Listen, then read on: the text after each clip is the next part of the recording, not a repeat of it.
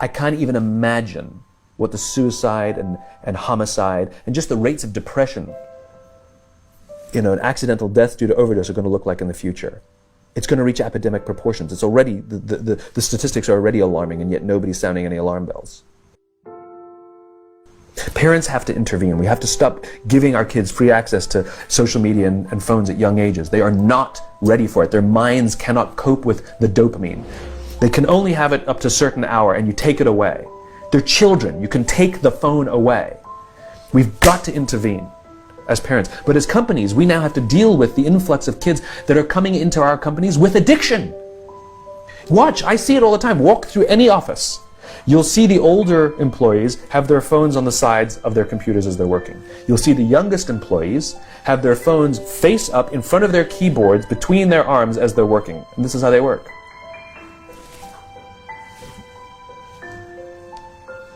And the science is alarming. They did experiments on mice where they did the multitasking. They put flashing lights to mimic going from the computer to the cell phone, the computer to the cell phone to the TV.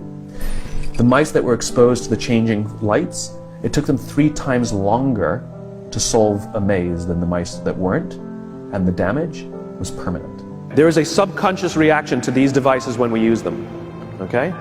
What if I were to hold my phone while I'm talking to you? I'm not checking it, it's not buzzing, it's not beeping, I'm nothing, I'm just holding it. Do you feel at this moment that you are the most important thing to me right now?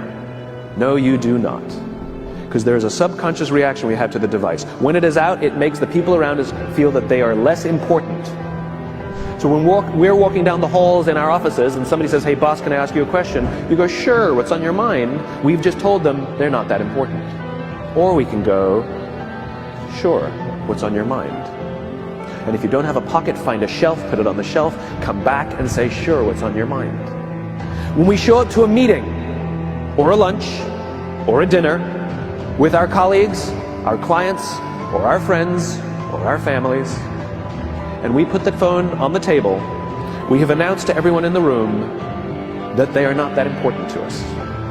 And by the way, putting the phone upside down is not more polite.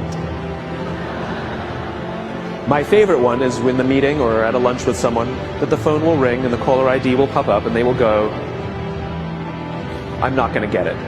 Oh, so magnanimous. Oh, lucky to eat with you today. Or they could just put the damn thing away. You can tell how addicted we are. When somebody pulls out their phone when you're with them, how uncomfortable does that make us feel? You're walking down the street with someone, they pull their phone out. We feel stupid, so what do? We pull our phones out. We're so addicted. Somebody goes to the bathroom when we're at dinner, and what do we have to sit there by ourselves? God forbid we should look around the room for 5 minutes. We pull our phones out. Meetings, awful. What do we do when a meeting happens, right? Everybody's sitting waiting for the meeting to start. Bob's running a few minutes late. Bob's here? Okay, start the meeting. Do you know when relationships are built? All that in between time.